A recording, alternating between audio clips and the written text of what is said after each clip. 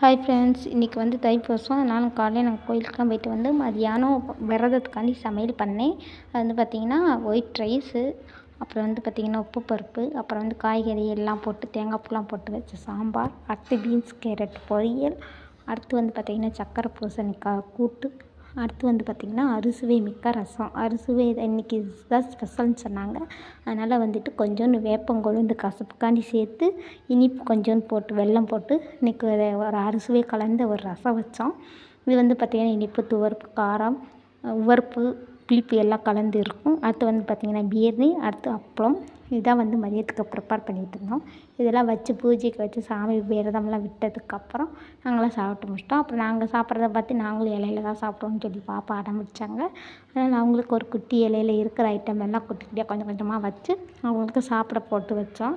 அவங்க பார்த்திங்கன்னா அழகா டிவி பார்த்துட்டே அவங்க வந்து இவங்களுக்கு ஊட்டு, இவங்க வந்து அவங்களுக்கு ஊட்டுன்னு சொல்லி ஆளுக்கு ஷேர் பண்ணி மிச்சம் வைக்காமல் இருக்கிறதெல்லாம் சாப்பிட்டு முடிச்சிட்டாங்க. பாய்.